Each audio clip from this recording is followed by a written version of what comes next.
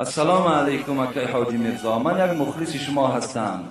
عاشقان را اسلام چی میگوید؟ عاشقان را اسلام سخنی سخت نمیگوییم.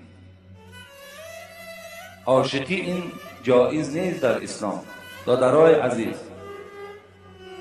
جوانای عزیز، عاشقی خود معنی ندارد. هر کسی را که شما میخواهید که نکاح کرده گیرین، شما را اسلام رخصت داده است که رفته چهره وی تماشا کن، رو وی ببین، خوب است، خوب صورت است، بد صورت است، خوش سخن است، بد سخن است، همه اینها را از تجربه بگذران و بعدا چیکار کن؟ و نکاح کرده بگیر.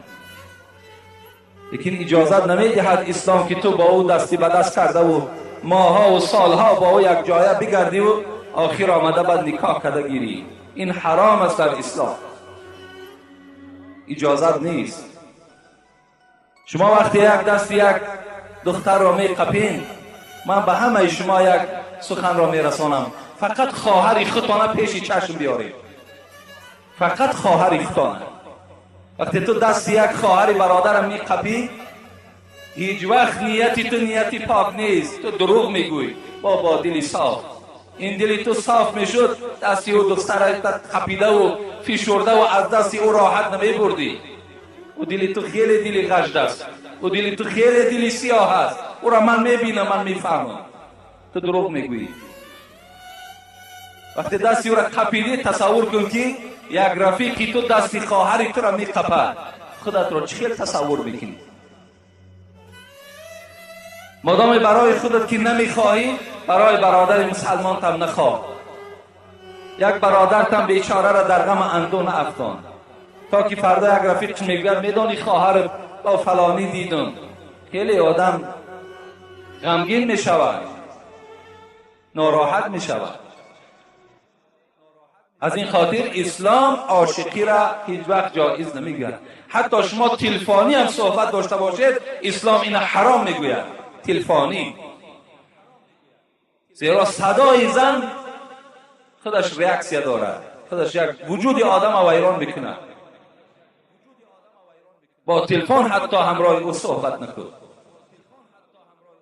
حبیب خدا به تمام جوانها سفارش داد: یا معشر الشباب، ای جوانهایی که شما زنگیرید، شما زنخواه هستید، من استطاع منکم الباءة فلیتزوج. کدامید که اگر قوت داری، پول داری، زن بگیر. و باز گفته است پیغمبر: ای مردم دختردار، مهر دخترتان بلند نکنید. بهترین زن همون زنی که مهرش کم است. دختر تا نخی قیمت نمان که آیسته آیسته پای مردم دیگر از دروازه تو کنده می شود. این دختر است، او شهوت دارد و هم شوهر می‌فارد. روز از روزها تو را به آب رو میکند با این نرخ نوایی که تو در او دختری خود گذاشتی. جوانها را میگوید کدام پول داری، مال داری، زن بگیر. فإن لم یستطیع، ای حبیب خدا اگر نداشته باشیم چی؟